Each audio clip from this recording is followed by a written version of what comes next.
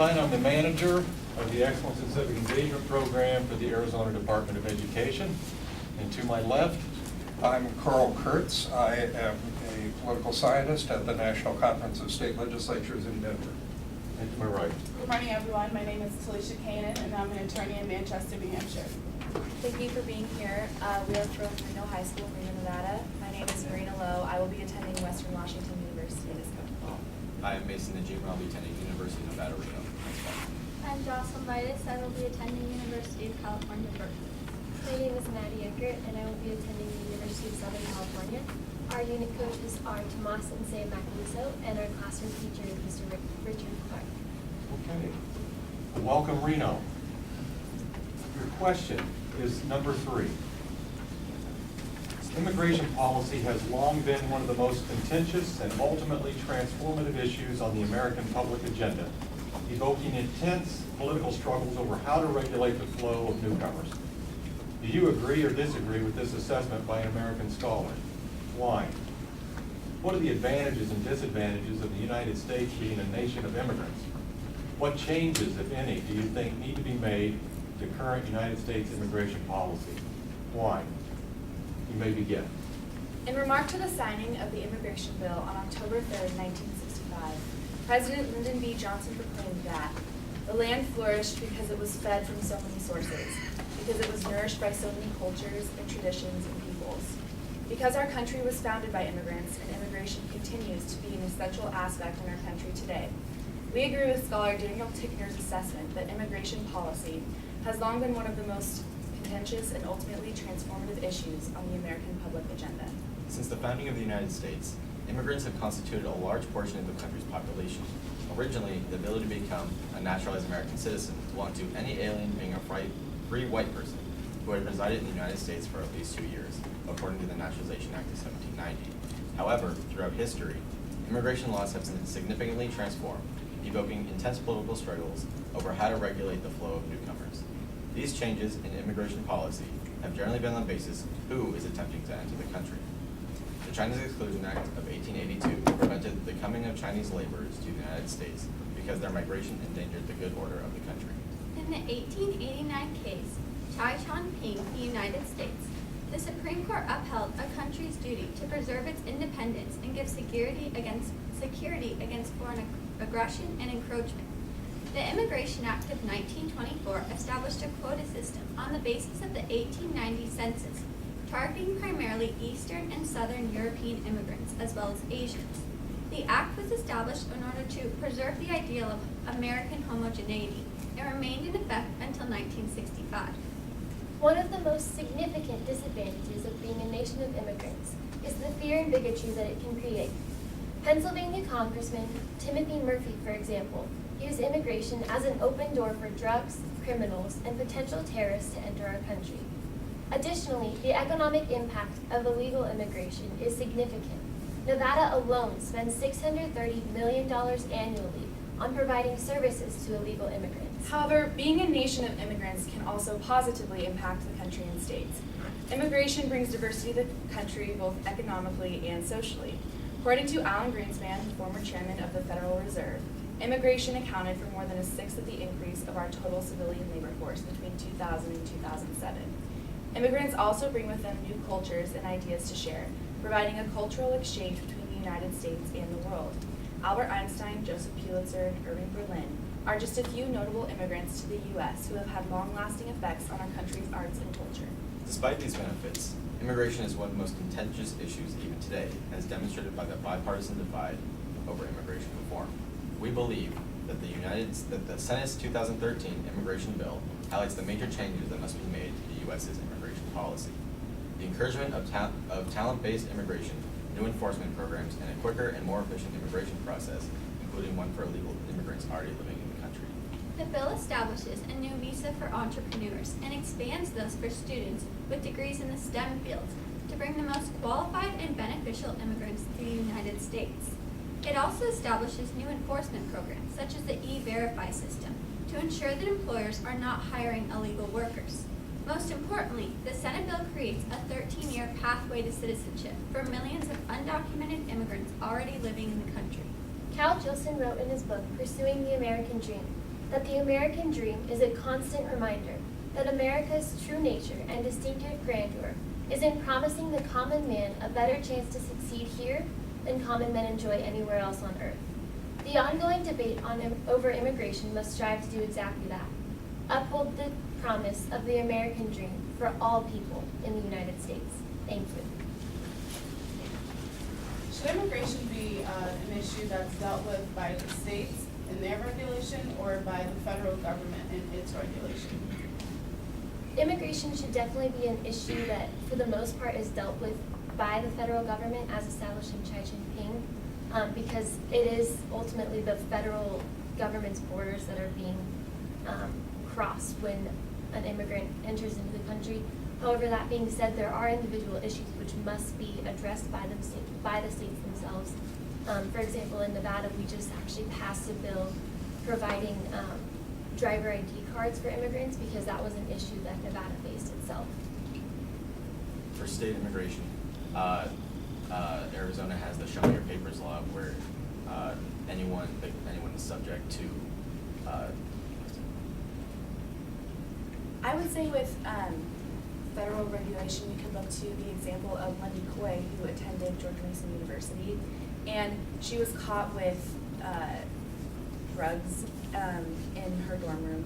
However, we look to due process in the Constitution, and this is a federal issue, and she was not given her due process rights and immediately was sent back to Canada. So this is ultimately a federal issue.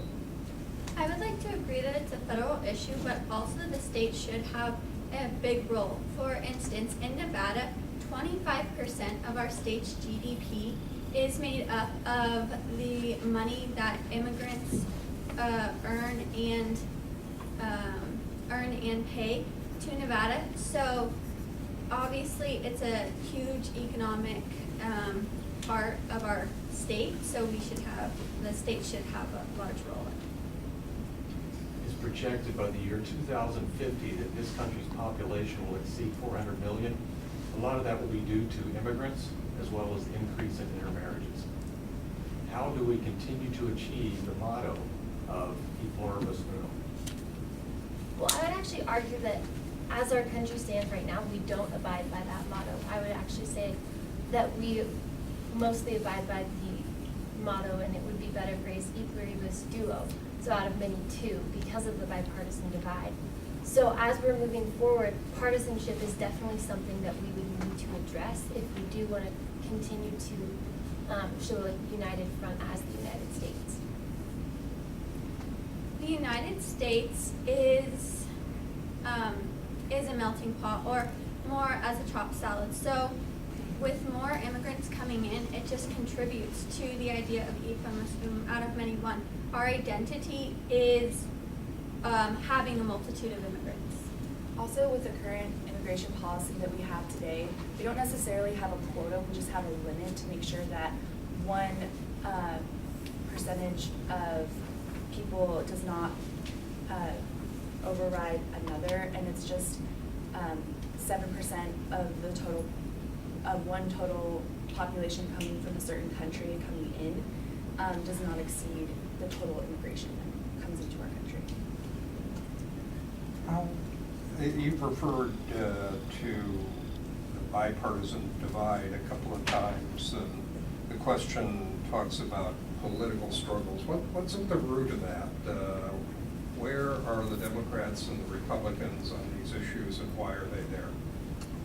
I would say that one of the biggest issues that is evoking the bipartisan divide would be jobs, because that is a serious issue with both parties, is job creation and small businesses, large businesses. Because as of 2012, the Bureau of Labor actually reported an unemployment number of about 11.46 million people. And when we look at the number of illegal immigrants, that's 11.7 million people. And so it really brings up the question of whether or not these immigrants are taking the jobs away from Americans that deserve them. And so You said illegal immigrants, but aren't legal immigrants involved in taking away jobs as well? Most definitely, yes. Illegal immigrants actually constitute 16% of the labor force in Nevada. But the issue of whether or not we should I guess, give amnesty or create a pathway to citizenship for these illegal immigrants is one of the biggest issues for the bipartisan struggle. I still want to hear, well, why are Democrats on one side and Republicans on the other, if that's true? I think a large factor to this is that our country spends so much money on immigration because after President Reagan gave amnesty to nearly 3 million immigrants in our country, we continue to spend $168 billion on immigration since then. So a big issue between Democrats and Republicans is what to focus this money on. I know Republicans are pushing for more border security, but then again, if we just keep securing borders, we're not really solving a problem because we need to,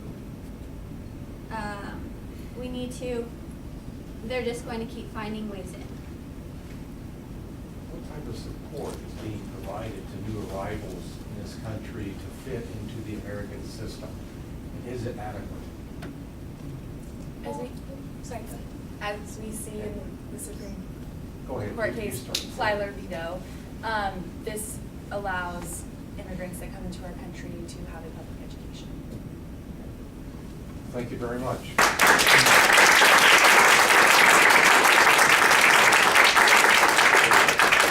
At this time, we'll provide you with some feedback.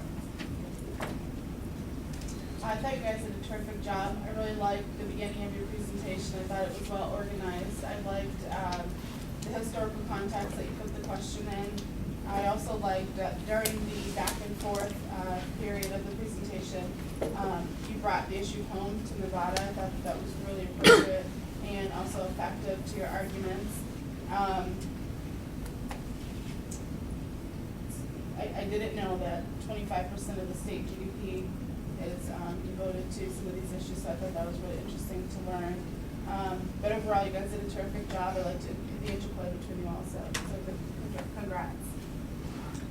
I always hate following Felicia because she says what I want to say, says it more eloquently. So that I definitely agree with her. Thought your opening remarks were very good, very well organized. I liked how you dealt with both the costs and the benefits of immigration. And I thought your continuing specific references to Nevada was effective. And I think the a pluribus duo response is clever. I think you struggled a little bit with the political aspect of this issue, which has to do with people vote, and they vote for different political parties. It explains a lot about where each political party is or where they've placed themselves. I concur with my colleagues. Just some additional comments. I liked how you talked about in the beginning, this country is founded by immigrants. You also talked about some notable immigrants and contributions that they've given to this country. You emphasized the economic impact. I thought you did a good job with that. You brought in state examples.